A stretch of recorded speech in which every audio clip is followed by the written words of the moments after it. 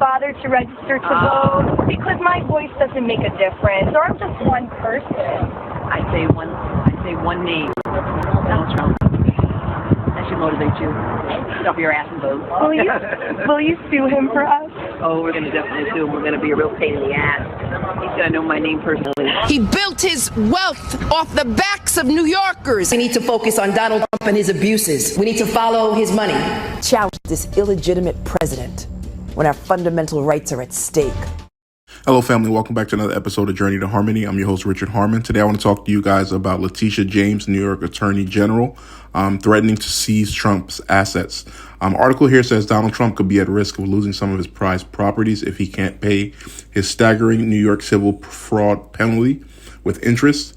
He owes the state nearly $454 million, and the amount is going up by $87,502 every day until he pays. So again, Donald Trump was accused of overstating his wealth, and just kind of having a issue right now with the property management aspect of this, which is pretty ridiculous. Mr. Wonderful, Kevin O'Leary, stated that the process of which Trump used was pretty normal for the average real estate owner. Hey, forget about Trump. Every single real estate developer everywhere on earth does this. They always talk about their asset being worth a lot, and the bank says no. And that's just the way it is. So in this case, when I'm trying to figure out, and I'm not pro or con, or I don't care about the politics, who lost money? Nobody. The bank got paid back the construction. And many people have decided to move away. Grant Cardone, as well as others, are leaving the state as a result. The state of New York is set to lose, I think, $2 or $3 trillion as Wall Street is looking to bail on this particular issue. So here again, it says that New York Attorney General Letitia James told ABC on Tuesday that she will seek to seize some of the former president's assets if he is unable to cover the bill from the Judge Arthur Engron's February 16th ruling. So this is pretty wild stuff overall, that they're continuing to pursue Donald Trump in this particular case. He's in the process of looking for an appeal. What I'm gonna do here is play a little video. We'll watch a little bit of this, come back and talk about it after that. If it's your first time joining, please hit that like button. Consider subscribing to the channel, and here we go. Primary, Nikki Haley taking on Donald Trump for those comments, calling him a distraction on the Republican Party and insisting he is weak in the knees when it comes to Russia.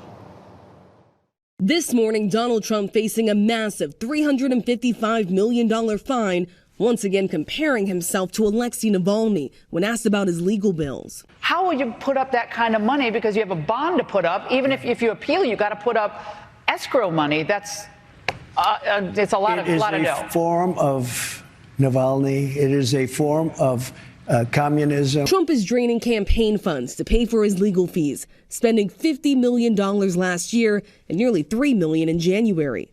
New York State Attorney General Letitia James speaking exclusively with our Aaron Katersky, insisting she will collect that civil fraud fine, even if it means seizing some of his assets. We are prepared to make sure that the judgment is paid to New Yorkers.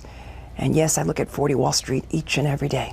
Trump's rival Nikki Haley says that legal drama is all the more reason for Republicans to move on. I feel no need to kiss the ring. I have no fear of Trump's retribution. He's gotten more unstable and unhinged.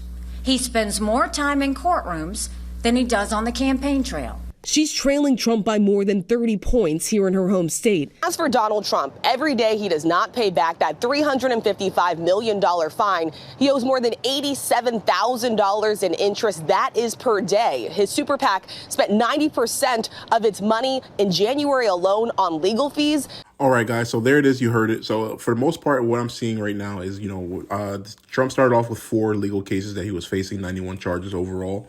After what's going on in Fulton County with Fannie Willis and, the judgment being rendered here, I think overall the idea that Trump will be facing jail time is more or less kind of mute at this point and likely not going to manifest itself.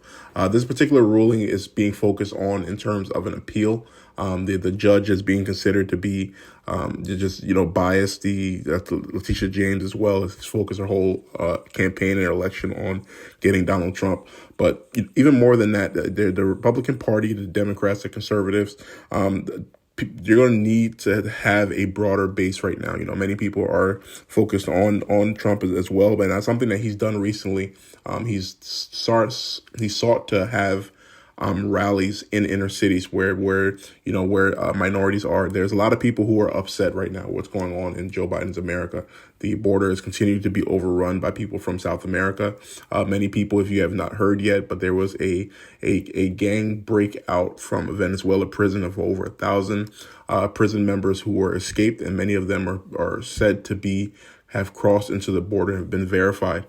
So there's a lot going on right now. People who previously would never have voted for Trump are now coming around to it. These prosecutions that we're seeing are beginning to become fuel and fodder for more people to join on to the Trump train.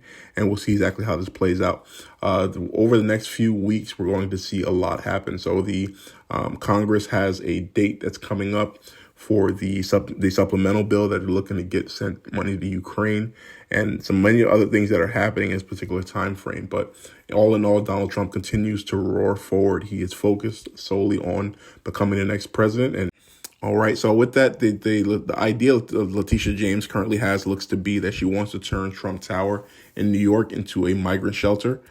There's been, prison breaks. So many things have happened in the last few months, few years. And many of those people of the gangs of Venezuela have now been verified to be here in the country. Joe Biden's done a very terrible job in terms of navigating this nation.